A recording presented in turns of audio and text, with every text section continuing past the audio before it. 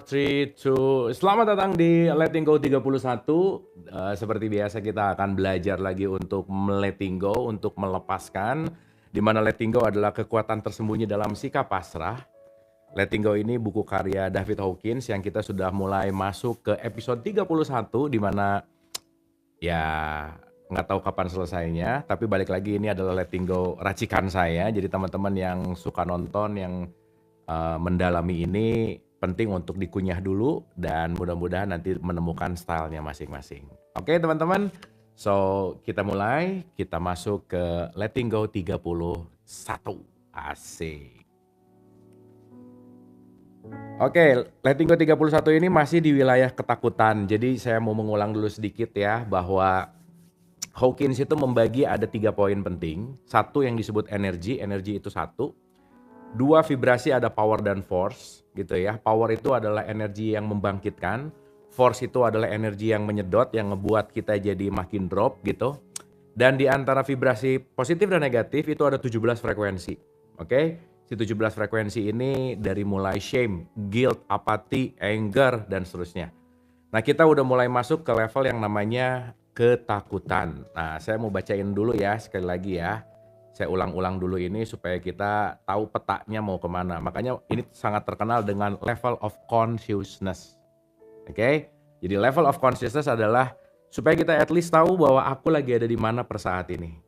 Kalau aku tahu ada di mana per saat ini, aku tahu harus ngapain. Karena begitu ada frekuensi rendah, sebisa mungkin jangan banyak ngomong, apalagi memutuskan sesuatu. Coba diterima dulu, di-accept, dan jangan lupa perasaan didesain bukan untuk ditolak, bukan untuk ditutupi, tapi juga untuk di letting go. Jadi terserah kalian gitu ya, mau ditolak boleh, tapi nanti datang lagi lebih kuat. Mau ditutupi boleh, tapi pura-pura nggak ada. Mau diekspresikan boleh, tapi milih ekspresinya yang menguntungkan. Tapi di letting go, dia akan vanish. Vanish itu apa ya? Vanish itu menghilang lah gitu kira-kira. Menghilang tuh dalam artian menguap. Menguap gitu ya. Kayak mantan lah ya, kalau hilang kan menguap dia. Anyway, ini kan malam minggu ya. Selamat malam minggu buat teman-teman yang nggak malam minggu juga nggak apa-apa sih ya. Oke.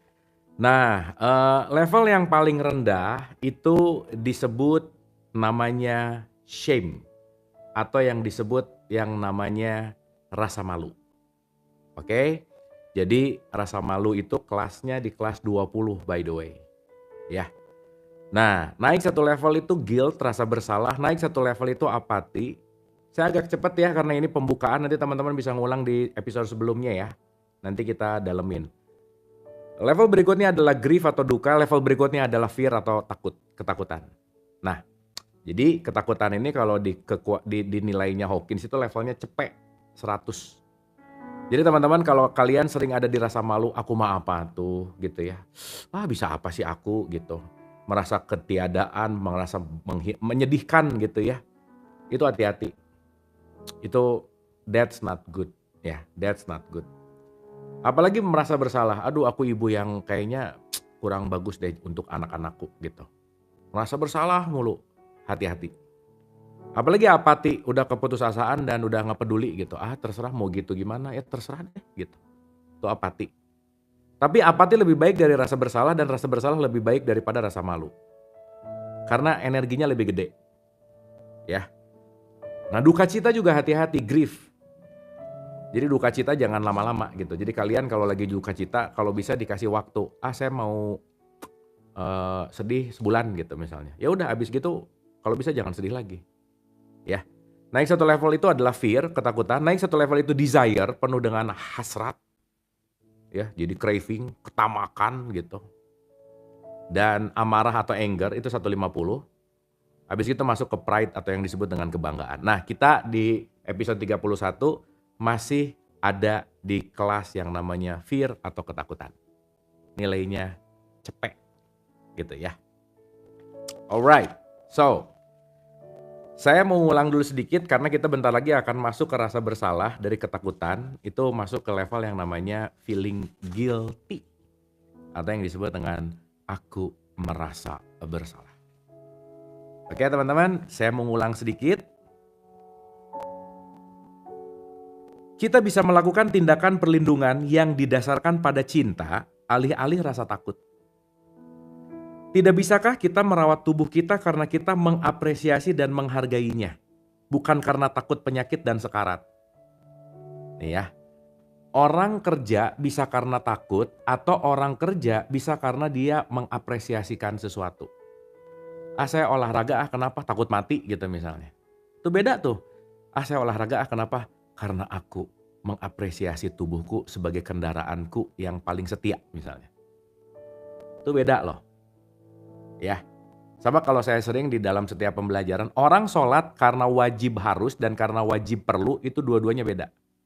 Karena begitu harus menggugurkan kewajiban apalagi pasti nggak khusyuk gitu misalnya. Gitu. Nah jadi pertanyaannya Hawkins adalah tidak bisakah kita merawat tubuh kita karena kita mengapresiasi dan menghargainya bukan karena takut penyakit dan takut sekarat gitu. Tidak bisakah kita melayani orang lain dalam hidup kita karena cinta, bukan karena takut kehilangan mereka? Tidak bisakah kita bersikap sopan kepada orang asing karena kita peduli terhadap sesama manusia, daripada karena kita takut kehilangan nama baik? Wah, ini nanti kalau saya nggak senyum, saya dijelekin orang lain nih, nama baik saya berkurang nih.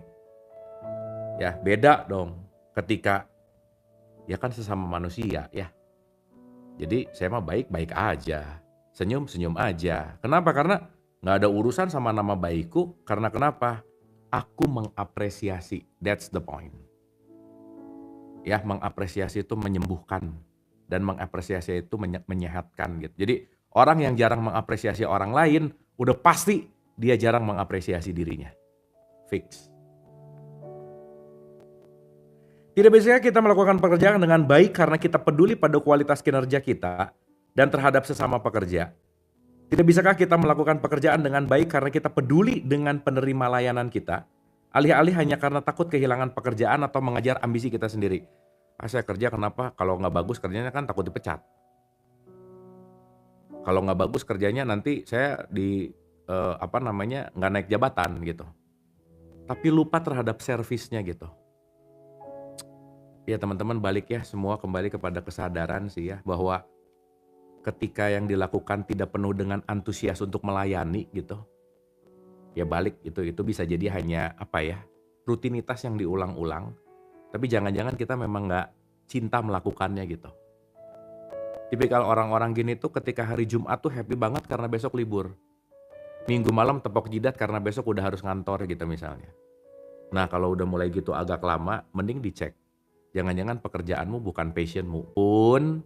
Kalau memang itu adalah kesempatan yang belum ada kesempatan lain ya it's okay sih. Gitu ya. Karena jangan lupa kembali jangan pernah mengacuhkan passion kita. Ingat passion atau patio itu artinya sesuatu yang membuat aku menderita, tapi aku rela menderita karena aku senang melakukannya. Aku rela menderita bacain buku karena kalian malas baca buku misalnya. Misalnya. Tapi aku happy bacainnya. Kenapa? Karena ini passion gitu. Ya, dipikir-pikir bacain buku apa dan lain-lain gitu. Coba kalau nggak passion ngapain gitu. Gitu kira-kira. Nah jadi balik gitu teman-teman. Passion adalah tenaga yang sangat kuat untuk kita melakukan sesuatu. Dan kalau udah atas nama cinta, waduh.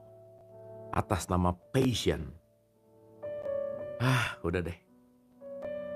Rela banget dulu saya belajar sulap di depan kaca bisa 8 jam sehari gitu. Ngelihat tangannya udah oke belum, diulang lagi, dilihat lagi, diulang lagi. Tapi karena passion, 8 jam tuh kayak sejam 2 jam gitu. Cepet aja gitu berlalu. Gitu intinya. Ya.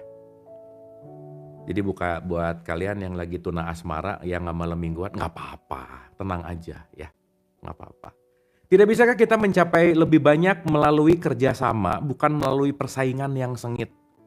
Emang gak bisa ya kerjasama daripada berantem mulu gitu misalnya. Kan sekarang itu lebih zaman yang namanya less competition, more collaboration. Wah, tuh. Tidak bisakah kita mengemudi dengan hati-hati karena kita menghargai diri sendiri, dan memperhatikan keselamatan kita dan orang-orang yang mencintai kita, Alih-alih karena kita takut pada kecelakaan. Pakai helm kenapa? Takut ditilang. Mmm, karena bayar tilang lebih mahal dari otaknya gitu misalnya. Jadi kenapa kamu pakai helm? Takut ditilang, bukan takut ininya ada sesuatu gitu. Kenapa? Ya ini juga jangan-jangan nggak berharga banget sih gitu, kan jarang dipakai masalahnya. Misalnya, ya itu contoh-contoh aja gitu. Pada level spiritual, bahkan lebih efektif jika kita peduli pada orang lain karena sikap welas daripada mencoba untuk mencintai mereka karena takut pada hukuman Tuhan jika tidak melakukannya. Saya ngerjain karena takut dosa. Kalian kalau ngerjain karena takut dosa, kayaknya nggak ikhlas sih. Maka ya udah, kalau nggak ikhlas, suka seadanya gitu. Maka kadang orang yang bekerja di wilayah servis gak mau menambah lebih tinggi karena kenapa? Ya udah yang penting memenuhi kuota kerja beres, nggak usah lebih-lebih banget lah, nggak usah ditambah-tambahin. Kenapa? Bayarnya sama kok gitu. Ya bayarannya segitu-gitu juga, effort lebih dibayar segitu, mangut-mangut doang dibayar segitu. Jadi, aduh gimana ya? Teman-teman ngerti motivasi nggak sih? Motivasi adalah melakukan bukan karena pengen untung, tapi karena aku mencintai melakukan itu. Jadi kalau melakukan karena bayarannya, melakukan karena cuannya, itu namanya transaksi. Jadi bukan motivasi itu motivere itu adalah tergerak dari dalam gitu. Gitu ya. Anyway, nah itu aduh seru ya. Harus mulai apa ya, harus mulai dicek sih teman-teman. Kadang kita tuh ngerjain suka ngasal gitu. Bagaimana cara menemukan fashion, bukan fashion atau passion, fashion mah fashion show namanya ya. Oke, salah satu menemukan cara menemukan passion itu ada 4 E ya, ada 4 E. Ya, tolong diingat baik-baik. Satu, ya, bukan fashion, bukan pasien mah di rumah sakit. Ya, gimana cara menemukan pasien? Ya ke rumah sakit, ya nggak gitu ya. Tapi passion di sini, E yang pertama adalah pastikan kamu melakukannya dengan E yang pertama itu disebut enjoy. Teman-teman maaf ya buat kalian-kalian ibu-ibu, emak-emak misalnya. Nggak semua emak-emak enjoy kalau lagi masak loh. Tapi kok aku kalau lagi masak tuh enjoy banget gitu. Udah kayak yang gampang aja gitu, bumbu ceplok kayak ngasal. Tapi itu enjoy dan melakukannya. Satu enjoy, yang kedua itu adalah easy. Kayak gampang gitu. Nggak semua orang gampang loh. Contoh, berbicara di depan publik. Kalau nggak easy, nggak enjoy, susah. Nah, udah gitu. Ya saya juga dulu gitu sih ya, semua juga gitu ya. Teman-teman ya, kalau mau berkarya ingat semuanya juga pasti dulunya butut dulu, jelek dulu, udah gitu aja. Nggak ada yang tiba-tiba bagus gitu. Jadi kalau kalian lagi mau bikin konten, mau bikin apapun, karya apa, ingat semuanya pasti melalui tahapan jelek dulu gitu. Nggak langsung bagus gitu, nggak ada yang langsung bagus gitu. Ya, jadi yang pertama adalah aku enjoy, yang kedua easy buat aku. Dan yang ketiga namanya excellent. Karena masakan aku ini excellent daripada masakan dia gitu misalnya. Teman-teman ya, bumbunya sama, resepnya sama, bahan bakunya sama. Yang masaknya beda, beda rasa sambalnya loh. Bener nggak? Padahal bumbunya sama sok. Tapi kenapa outputnya bisa beda?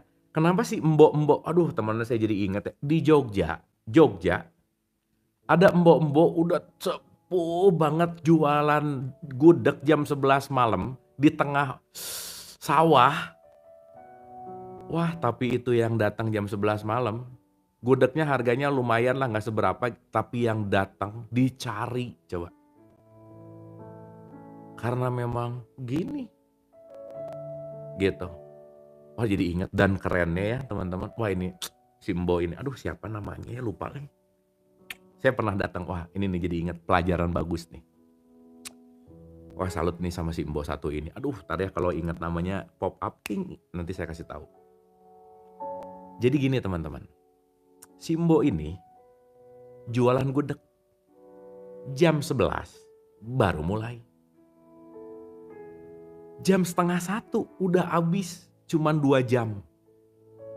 Saking ramenya, saking dahsyatnya. Terus saya nanya, Bo, maaf mau nanya, ini tuh tiap hari gini? Iya mas, kata dia. Terus, ini setiap hari jam segini habis? Iya. Terus, saya nanya, kenapa sih Mbok? Kalau udah tahu jam 12-an mau habis, tambah lagi aja porsinya. Kan bisa sampai jam 2, itu kan bisa 2 kali lipat secara penghasilan. Tinggal nambahin gudegnya, porsinya, biaya produksinya nambahin, tapi kan jadi lebih muter gitu secara prinsip ekonomi saya gitu kira-kira. Apa coba jawaban si Mboknya? Mas, segini juga udah cukup. Udah, ngapain lagi nambah? Segini aja udah cukup kok. Wah, udah itu.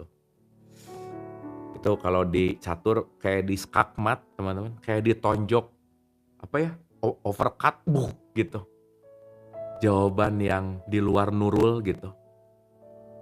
Segini aja udah cukup, buat apa ditambah sih? Katanya. Buset dah. Langsung, itu gini banget nih, jelek gitu. Udah gak bisa ngomong ya. Wes lah. Nah makanya teman-teman, yang paling mahal dalam hidup itu adalah apa coba? Belajar merasa cukup. Karena banyak, belum tentu cukup. Apalagi kurang. Cukup, ya cukup.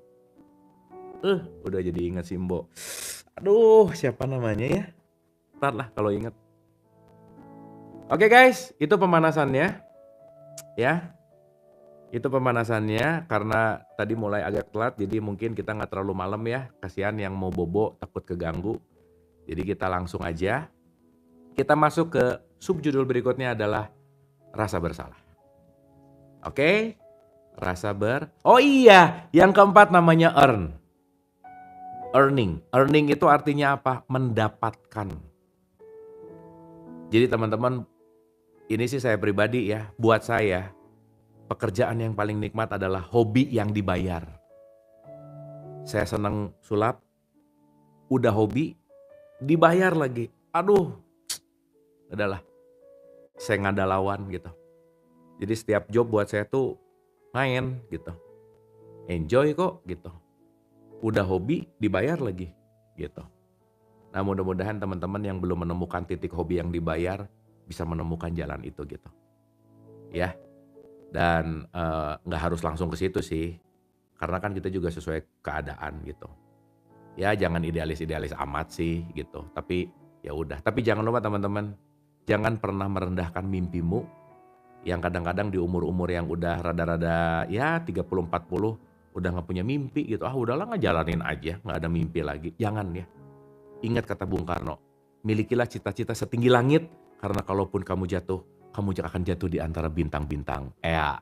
Keren tuh. Bung Karno mantep banget. Untuk terus membuat kita punya vision, untuk terus membuat kita punya cita-cita gitu. Oke guys? Alright. Ya. Rasa bersalah. Satu bentuk ketakutan khusus adalah rasa bersalah atau yang disebut guilt. Rasa bersalah selalu terkait dengan perasaan tentang kebersalahan dan hukuman potensial, baik nyata maupun fantasi. Ingat, penderitaan dalam hidup lebih banyak terjadi di ilusi pikiran daripada di realitasnya. Kita lebih banyak tersiksa di imajinasi daripada di realitasnya. Menurut Bruce Lipton, penyakit itu atau sakit fisik itu cuma 5-10%. Tapi 90%-nya kalian hanya disakiti oleh pikiran kalian sendiri. Gimana? Orang lain sekali ngejelekin kita, kita muter diulang-ulang di sini 1000 kali. Orang lain sekali ngerendahin kita, kita muter-muter di sini 1000 kali. Gimana? Habis gitu nyalahin gara-gara dia sih. Nah, bukan, kamu aja muternya diulang-ulang di sini terus. Meskipun orang yang kamu benci dipasang ke SpaceX-nya Elon Musk, dikirim ke Mars orangnya udah nggak ada. Tapi kalau belum diregulasi rasanya, tetap aja kalian akan menderita. Meskipun orangnya udah nggak ada di sini, udah di Mars gitu. Ataupun udah ke alam baka gitu misalnya. Kalau masih benci, ya udah aja sih. Berarti bukan masalah dia ada atau tidak, tapi ada di sini. Ingat ya, otak kita nggak bisa ngebedain mana asli atau mana ilusi. Tubuh kita akan merespon hal yang sama. Ngelihat di depan ada singa, sama memikirkan ada singa, dua-duanya bagi tubuh kita itu nyata. Jadi di depan ada mertua atau di sini ada mertua, mirip singa, takut, nyata gitu. Nah ini cerita teman saya sih gitu ya. Jadi hati-hati antara yang dipikirkan dan yang ada, tubuh kita nggak pernah tahu. Tapi intinya adalah semuanya bisa terjadi di sini nih. Semua ketakutan, semua quote and quote benar, biology of belief-nya Bruce Lipton benar bahwa be careful with what you believe. Wah, hati-hati tentang apa yang kamu percayai gitu. Ya. Rasa bersalah selalu terkait dengan perasaan tentang kebersalahan dan hukuman potensial baik nyata maupun fantasi. Jika hukuman tidak datang di dunia luar, ia menyatakan diri sebagai penghukuman diri pada tingkat emosional. Rasa bersalah menyertai semua emosi negatif dan dengan demikian, di mana ada rasa takut, di situ ada rasa bersalah. Ini keren banget nih. Di mana ada rasa takut, di situ ada rasa bersalah. Wah, keren nih. Ini saya harus garis bawahi dulu nih.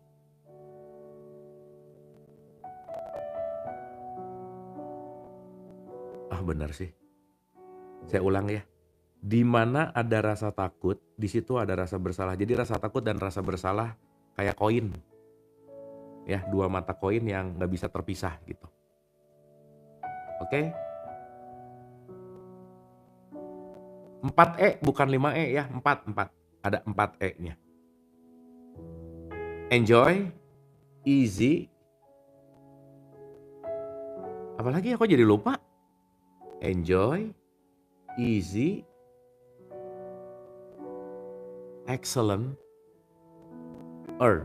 Nah, ya itu cara yang paling gampang teman-teman. Oke.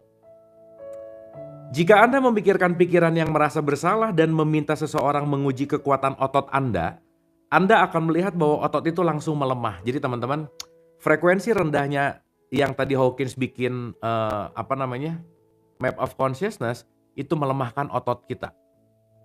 Anyway, ngomongin otot teman-teman, sebisa mungkin kalian melatih otot kalian setiap hari olahraga. Karena itu untuk investasi masa tua, masa depan. Ya, kalau bisa push up dikit atau pokoknya otot dilatih aja. Itu pesannya Aderai, by the way.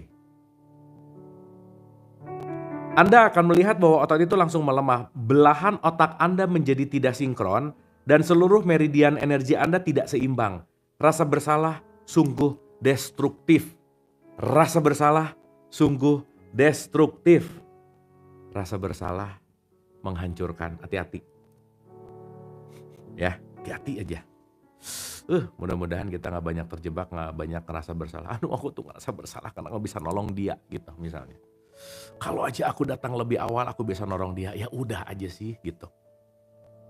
Karena emang itu udah yang terbaik dan gak bisa diapa-apain lagi. Udah gitu. Ingat ya, saya ulang lagi ya. Di mana ada rasa takut, di situ ada rasa bersalah. Dan rasa bersalah sungguh destruktif. Destruktif. Jika bersalah begitu destruktif, lalu mengapa ada pujian yang begitu banyak yang diberikan kepadanya? Mengapa beberapa orang yang disebut pakar memandang rasa bersalah sebagai hal yang bermanfaat? Misalnya, seorang psikiater menulis artikel yang memuji rasa bersalah dengan menyatakan rasa bersalah itu baik bagimu. Ia kemudian melengkapi pernyataan itu dengan rasa bersalah yang tepat. Mari kita lihat apa sebenarnya rasa bersalah itu dan melihat apakah kita setuju atau tidak. Hmm. Bersalah itu bagus, kenapa? Karena kalau kamu udah mulai bersalah, kamu akan menyesal, kamu akan lebih baik. Misalnya, ya. Lanjut ya teman-teman ya. Ini menarik nih. Ketika Anda menyeberang jalan, Anda melihat dua sisi jalan untuk melihat apakah ada mobil yang tengah meluncur meskipun jalanan begitu sepi. Bagaimana ini bisa terjadi? Ketika Anda masih kecil, Anda diberitahu bahwa menyeberang jalan itu buruk. Maka kita bisa melihat bahwa rasa bersalah adalah substitusi bagi pencerapan terhadap realitas di dalam pikiran yang tidak berkembang, seperti pikiran seorang anak. Nih ya, contoh-contoh yang agak lebih realitas. Ini kadang-kadang ya, orang-orang tuh suka agak-agak gimana banget sama uang. Wah, kamu jangan, uang itu jangan gimana-gimana, uang itu. Nah, orang yang benci sama uang pasti dijauhin sama uang aja. Karena menganggap di sininya kalau uang itu jahat, uang itu duniawi banget dan lain-lain gitu. Jangan jadikan uang sebagai motivasi. Lah kalian pindah kerja kalau bukan gara-gara gaji lebih gede, apa emang gitu? Misalkan. Ya, misalkan gitu. Nah, sesuatu yang dilekatkan bahwa itu nggak baik, itu jelek, itu apa dan lain-lain, ya maaf ya. Itu jadi trauma gitu. Ya, itu penting banget. Ini adalah perilaku yang dipelajari yang konon bersifat pragmatis untuk mencegah kesalahan lebih lanjut atau pengulangan kesalahan. 99% rasa bersalah tidak berhubungan dengan realitas. Bener ya? 99% rasa bersalah gak ada urusannya sama realitas loh. Orang realitasnya dia udah begitu. Kok masih diulang-ulang ngerasa bersalah gitu. Itu tabrakan banget sama realitas gitu ya intinya. Oke? Bahkan, individu yang paling soleh, lemah lembut, dan sopan seringkali diliputi rasa bersalah. Jadi teman-teman maaf banget ya. Duh. Kadang orang yang religius itu harus beneran kayak kelihatan sakit, bukan sakit sih, menderita. Kadang tuh perjalanan menuju Tuhan tuh harus berdarah-darah menderita, kayak nggak boleh happy gitu. Harus kelihatan lusuh, jelek, gitu-gitulah gitu ya. Yang kayak jalannya tuh kayak susah banget gitu. Nah dalam kesusahan ini baru akan menuju kepada pencerahan yang di situ ada Tuhan gitu misalnya. Kan gak gitu juga kali gitu. Gitu ya, itu penting loh. Jadi kayak harus menderita, kayak harus susah gitu. Kan itu udah mindset gitu ya dengan cerita-cerita yang dulu tuh ya zaman Nabi tuh waduh bersusah-susah apa dan lain misalkan gitu. Iya bener sih. Kita memang pasti ada rasa yang namanya kesulitan, tapi kan ya semoga itu gak jadi mindset gitu. Aku harus susah dulu untuk jadi orang yang suci gitu. Misalkan ya. Rasa bersalah merupakan penghukuman diri dan penurunan nilai diri kita sebagai manusia. Rasa bersalah sama lazimnya dengan rasa takut, dan kita merasa bersalah tak peduli apa yang kita lakukan. Satu bagian dan pikiran kita mengatakan bahwa kita harus melakukan sesuatu yang lain. Atau apapun yang sebenarnya kita lakukan pada momen ini, kita harus melakukan lebih baik. Kita seharusnya mendapatkan skor golf yang lebih baik. Kita seharusnya membaca buku daripada menonton televisi. Kita seharusnya bercinta lebih baik. Oh ada bercinta ya, oh, nggak jadi nggak enak nih sama kalian ya. Ini di sini ya kata Hawkins lah ya. Ya kalau yang nggak apa-apa sih. Masak lebih baik. Lari lebih cepat, tumbuh lebih tinggi, menjadi lebih kuat, menjadi lebih pintar, menjadi lebih terdidik. Di antara takut hidup dan takut mati ada rasa bersalah. Kita berusaha menghindarinya dengan tetap tidak menyadarinya melalui penekanan, penahanan, memproyeksikan kepada orang lain, dan pelarian diri. Maksudnya, saya gampangin gini. Teman-teman, ketika hidup masih banyak harusnya, Anda kayaknya belum letting go sih. Harusnya tuh anak tuh nikah di umur 26 ya. Anaknya udah 27. Aduh anak saya belum nikah kenapa? Harusnya 26 nikah ini 27 belum gimana ya. Lah emang harus disamain ya. Lihat itu tetangga, kakak-kakaknya, adik-adiknya, saudara-saudaranya udah nikah di umur 26. Anak saya belum, aduh gimana ya gitu. Kan aneh ya. Emang harus disamain gitu. gitu. Ya jadi teman-teman ya belajar, jangan banyak harus gitu. Hmm. Ya ingat ini penting banget, bukan nyindir sih, tapi ya gitu deh gitu ya. Namun ketidaksadaran pada rasa bersalah atau yang disebut represi tidaklah menyelesaikannya. Rasa bersalah muncul kembali dalam bentuk penghukuman diri dan melalui kecelakaan. Terutama ya, kalau orang tua yang gitu, pasti dulunya orang tuanya kayak gitu, jadi anaknya nggak mau gitu. Aku tuh nggak mau anak saya lebih nakal dari saya gitu. Gimana ya? Anak saya tuh belum taat, padahal orang tuanya taatnya di umur 50, anaknya baru 20-an, disamain lagi. Ih kamu tuh nggak taat nih, emaknya aja taat di umur 50 gitu gimana? Gitulah kira-kira teman-teman ya. Jadi mengeneralkan gitu. Pokoknya kalau aku gini kamu harus gitu, gitu. Harus. Itu kata kuncinya, harus. Ya coba si harus-harus agak didiskon. Ya itu penting loh. Jadi nanti stres sendiri gitu. Namun ketidaksadaran pada rasa bersalah atau yang disebut dengan yang namanya represi tidaklah menyelesaikannya. Rasa bersalah muncul kembali dalam bentuk penghukuman diri dan melalui kecelakaan, ketidakberuntungan, kehilangan pekerjaan dan hubungan, penyakit fisik, kelelahan, dan berbagai macam cara yang dihadirkan pikiran yang lihai untuk mengurangi kesenangan, kesukacitaan, dan gairah. Contoh, itu banyak banget yang suka cocok logi nggak jelas.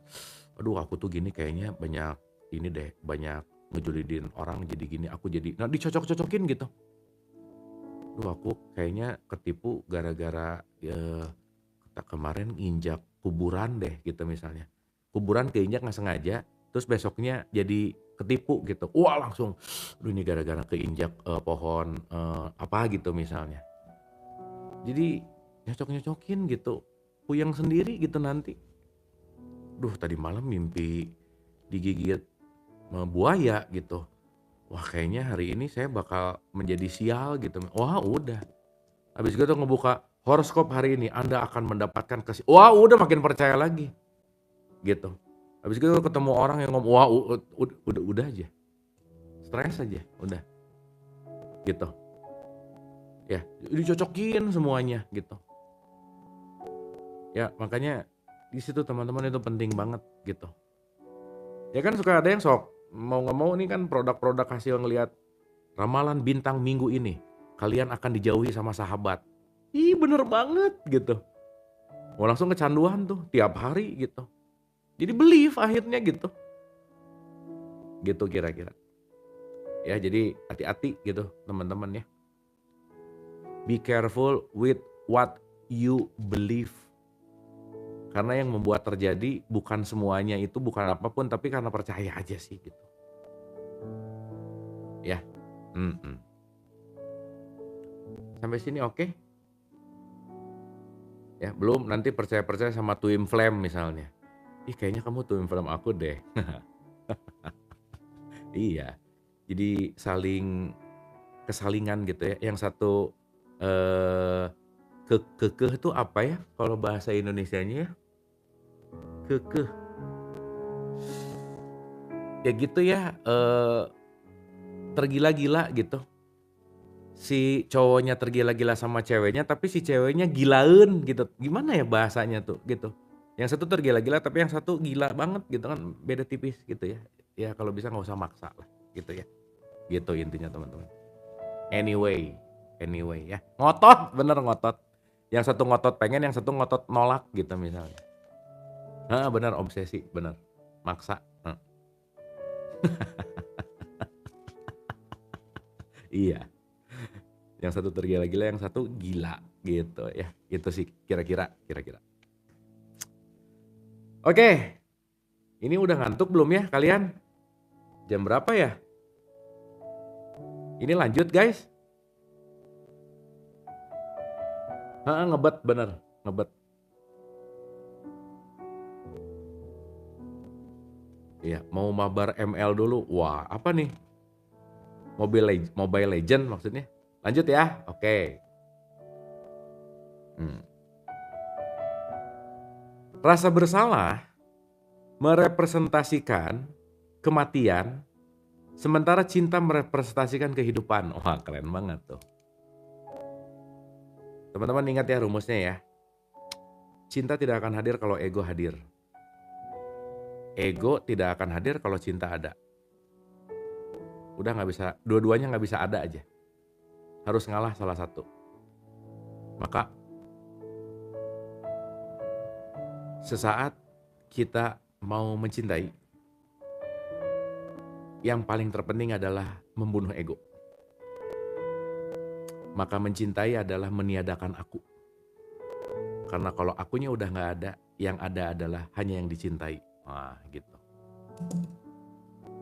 Ya, itu kalau dalam perspektif Sufism tuh kira-kira gitu. Dan, wah, jadi puisi ya. Kasihan lah yang tadi nggak malam mingguan, nggak usah dilanjutin ya. Gitu aja kira-kira. Rasa bersalah adalah bagian dari diri kecil kita yang mendasari kesediaan kita untuk mempercayai hal-hal negatif tentang diri kita. Kebahagiaan dan kesukacitaan bisa langsung hancur oleh satu komentar negatif dari anggota keluarga, teman, atau tetangga. Penyakit fisik biasanya disebabkan oleh rasa bersalah, dan rasa bersalah adalah penolakan atas kepolosan intrinsik batin kita. Ingat, at least kalau kalian banyak merasa bersalah, minimal psikosomatis. Lama-lama lambung, lama-lama perut nggak beres, lama-lama fisik penyakitnya datang gitu. GERD salah satunya. Gitu ya. Jadi aduh teman-teman penting banget aja. Karena kalau fisik udah kerasa sakit, berarti mentalnya udah lumayan kronis gitu. Makanya rembetannya ke fisik gitu, dalam perspektifnya Hawkins gitu. Tapi ya ini banyak penelitiannya sih. Makanya leluhur kita tuh udah keren banget sih. Kata leluhur kita kan, bangunlah jiwanya, bangunlah badannya.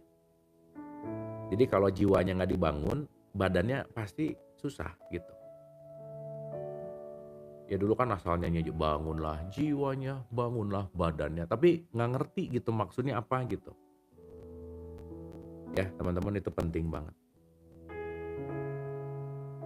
Sekali lagi, penyakit fisik biasanya disebabkan oleh rasa bersalah. Aduh, memang dulu ya zaman-zaman si rasa bersalah itu muncul memang PR sih. Tapi teman-teman semangat. Yang kalian punya rasa bersalahnya tinggi, ayo lampaui. Ya, lampaui. Latihan. Mengapa kita meyakini begitu banyak sampah? Karena kepolosan kita. Bukankah itu karena ketika tumbuh dewasa kita percaya bahwa apa yang dikatakan orang lain adalah kebenaran? Teman-teman ingat ya, kita ini gudang sampah sih sebenarnya. Udah gudang sampah, gudang luka lagi. Udahlah, ya itu penting. Dan nanti pelan-pelan si gudang-gudang sampah, ingat ya 90% sampah dan luka tuh kita gak sadar. Makanya terima kasih pada akhirnya ya. Terima kasihlah orang yang kita anggap dia membuat kita sakit hati dan membuat kita menderita. Padahal orang itu cuma mencet luka kita yang lagi nganga. Dia cuma ngingetin, woi, luka masih ada dan masih nganga. Sembuhin dong gitu. Makanya PR sih. Tapi harus dilatih. Kalau sudah pada level kita mendoakan orang yang kita benci, itu tuh jempolnya juga 4 sama jempol kaki. Karena aduh kok aku udah maafin, udah doain belum? Oh nggak bisa. Nah itu masih 30% lah. Tapi kalau udah mendoakan orang yang kita benci, waduh, udah ngirim makanan, bunga sama orang yang kita benci, dah aja. Sok sekali-kali random ya kalian sama orang yang dibenci, kirim makanan deh. Gitu.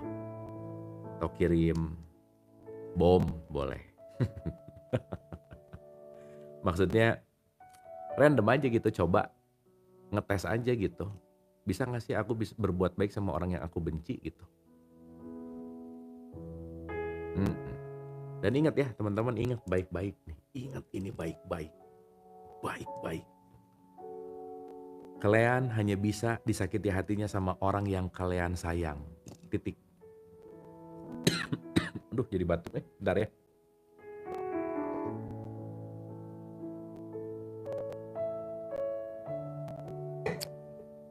Jadi bukan musuhmu yang menyakitimu, tapi orang yang kamu sayang.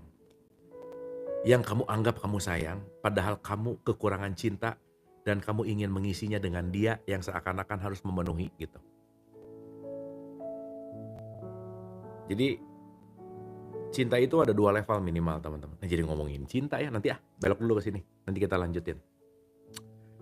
Mengapa kita meyakini begitu banyak sampah? Karena kepolosan kita.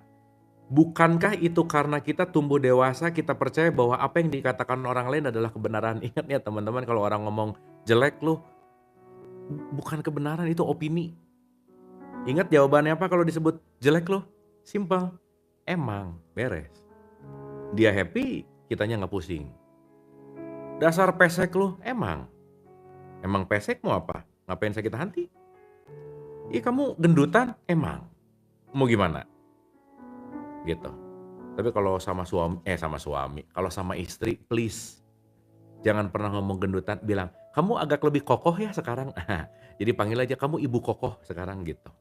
Nggak gendut sih tapi kokoh gitu. Ya itu penting. Daripada perang dunia ya, itu kata-kata tuh memang penting ya, penting banget. Ingat baik-baik. Dan bahkan saat ini, apakah kita masih percaya apa yang dikatakan orang lain adalah kebenaran? Bukankah itu berarti kita telah meyakini 1000 kebohongan dan masih mau meyakini 1000 kebohongan lagi karena kepolosan dan keluguan kita? Lu tuh bego apa gimana sih? Orang ngomong jelek, percaya lagi. Aneh ya? Beneran aneh dipikir-pikir ya. Ada orang ngejelekin, kita percaya sama omongan itu gitu. Aneh. Bener, Hawkins keren. Bukankah kepolosan batin adalah alasan utama eksploitasi terhadap kita? Dalam faktanya, ketika kita melihat jauh ke dalam diri, bukankah karena kepolosan kita sehingga kita meyakini diri kita bersalah? Karena kepolosan batin kita sehingga kita meyakini segala hal negatif di dunia dan membiarkannya membunuh hidup kita, menghancurkan kesadaran tentang siapa diri kita sebenarnya, dan membuat kita terpaku pada kekerdilan yang menyedihkan. Duh, ya ini orang tahu tua sih biasanya. Aduh, nah udahlah kamu apa sih? Bisa apa sih kamu? Kamu tuh cuman anak seorang. Jadi teman-teman kita tuh kebanyakan produk bonsai ya. Dibonsaikan oleh lingkungan gitu. Itu sih intinya. Lihatlah seorang bayi yang baru lahir. Yang polos, yang tidak mampu membela diri, dan karena tanpa kapasitas untuk membedakan mana yang tepat dan tidak, hanya bisa membiarkan dirinya diprogram layaknya komputer. Ya udah sih. Jadi dia cuma nerima aja. Mencermati hal ini bermakna menjadi sadar, kita mendengar tentang program peningkatan kesadaran dan seminar-seminar akhir pekan untuk memperluas kesadaran kita. Apa artinya?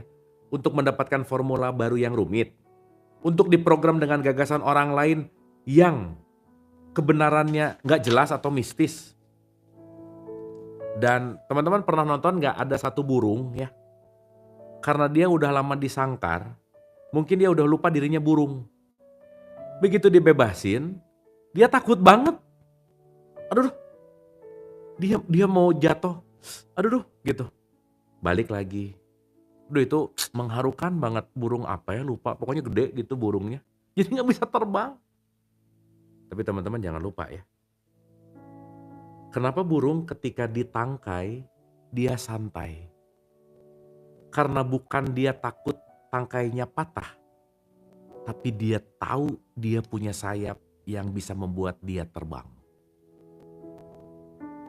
Duh ngerti gak ya maksudnya ya? Ini 78,4 rada susah biasanya. Ulang ya, saya ulang.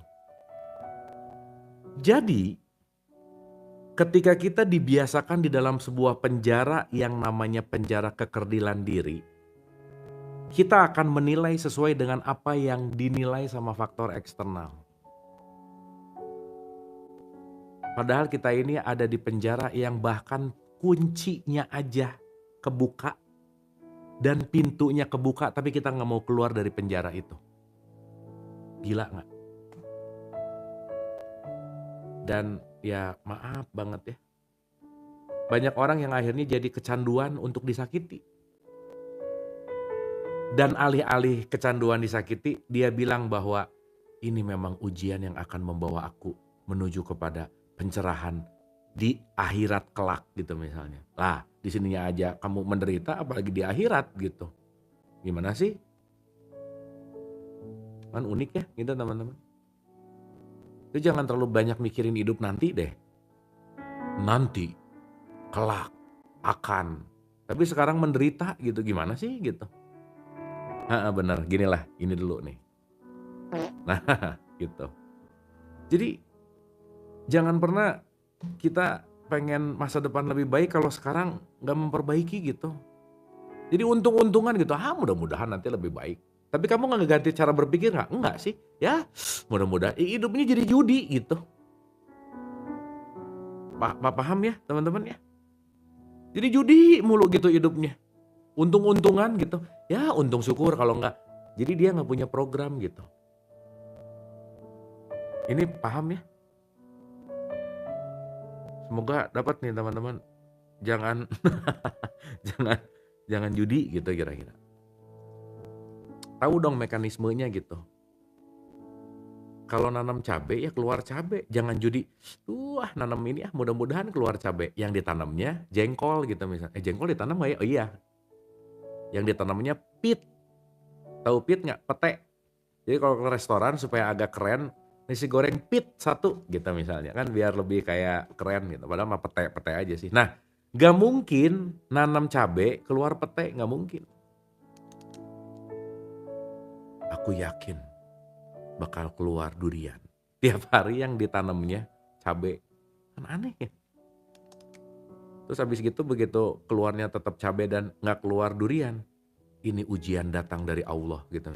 Lah gimana sih gitu. Udahlah antik kadang-kadang gitu ya. Oke guys. Jadi jangan lupa semuanya konsekuensi aja udah. Ya, ingat hukum konsekuensi. Udahlah jangan banyak nyalahin apa-apa gitu. Dan golden rules-nya hidup, kalau kamu gak mau dicubit, ya gak usah nyubit. Udah gitu aja. Kalau kamu gak mau diomongin, jangan ngomongin. Tapi jangan lupa, kalau ada orang yang ngomongin kamu di belakang, berarti kamu di depannya dia. Karena kenapa dia ngomongnya di belakang sih gitu. Jadi santai aja. Gitu guys. Oke, itu penting banget. Sangat penting.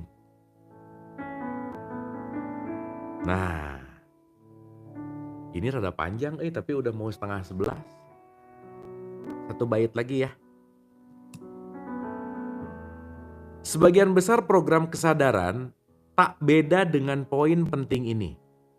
Menjadi sadar pada sampah yang kita yakini, apa yang kita terima setiap hari.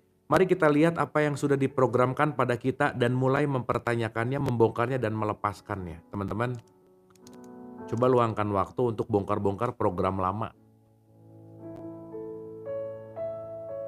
Waduh, di Papua udah 0021 tuh teman-teman yang di Papua. Udah malam ya guys, jadi sebaiknya kita segera mengakhiri pertemuan kita malam ini. Karena teman-teman kita di timur udah midnight. Udah beda hari sama kita loh. Tuh, di Manado 2321. Berarti kalau orang yang jamnya lebih cepat, kayaknya lebih cepat ke akhirat kayaknya. Lebih dulu. Jadi kalau ini berpotensi kalau buka puasa. Jadi misal ya, makan sahurnya di Indonesia gitu, terus cepetan aja balik yang jam-jamnya dekat maghrib, jadi puasanya sebentar, bolak-balik cepet tuh puasanya, gitu kira-kira, ya. Nah, jadi teman-teman kesimpulannya adalah, nanti kita bahas tentang program ya teman-teman. Ingat, teman-teman, saya boleh merekomendasikan sesuatu nggak?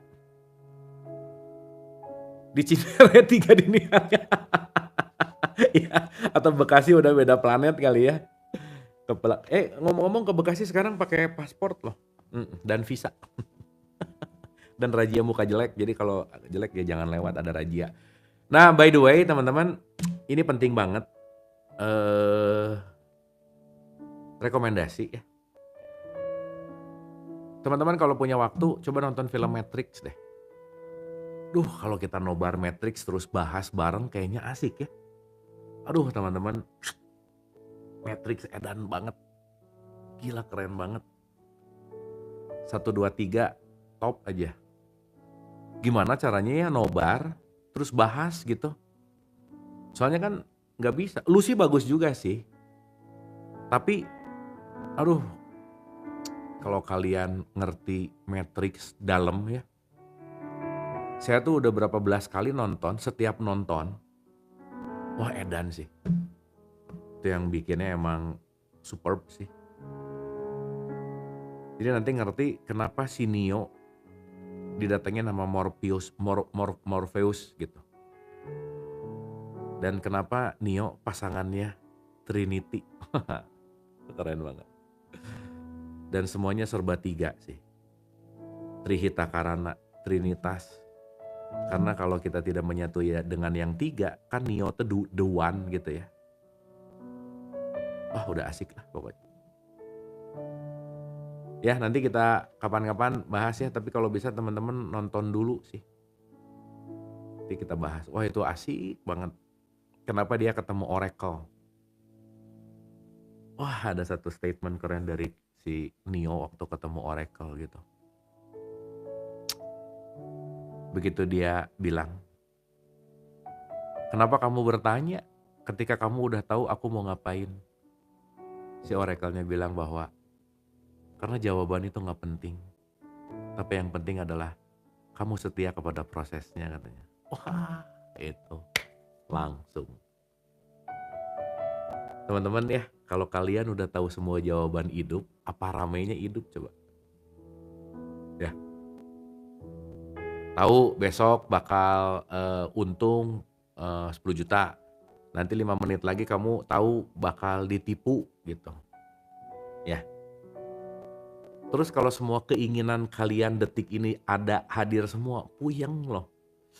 Duh pengen Lamborghini, bauk Lamborghini. Duh pengen Ferrari ada. Duh pengen bersin keluar 2 miliar gitu. Pusing juga, sok rasain nanti, cobain. Meskipun belum pernah sih ya, pasti sih. Duh pengen gajah, buk ada, puyeng sok. Siapa yang ngurusin BAB-nya sok puyeng, sok ngurus kucing aja pusing, apa gajah, apalagi gajah ya.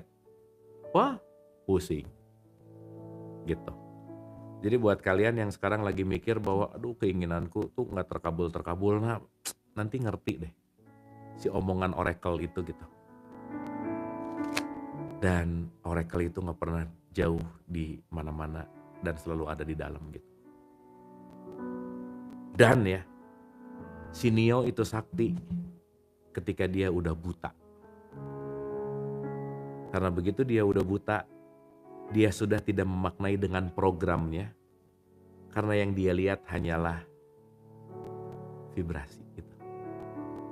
Wah keren. Makanya bukan mata itu yang buta, tapi mata yang ini yang buta gitu kira-kira. Maka mata yang 2 bisa melihat, tetapi mata yang 1 jangan-jangan tertutup oleh program. Makanya Isa atau Yesus bisa menyembuhkan orang buta. Bukan asalnya gak bisa ngelihat terus bisa ngelihat, bukan. Dia bisa menghancurkan program lama. Sehingga ketika orang ngobrol sama dia, pemikirannya jadi luluh lantah, pemikiran lamanya jadi hancur. Itulah yang disebut kiamat. Hari berbangkit ketika aku sudah tidak pakai program lama lagi. Udah itu mah terbaik banget. Nanti kita bahas Desember ya, tentang the birth of Jesus. Bagaimana hari Natal, bagaimana kelahiran Rohul Kudus gitu. Wah guys, itu meleleh banget lah pokoknya. Bagaimana seorang Maria melahirkan suci gitu ya. Virgin Mary itu kan bukan masalah perawan gitu, bukan. Anyway, nah jadi bahas ini ya, tapi udah ya, gitu aja kira-kira. Oke guys, itu dulu. By the way, semoga ada something.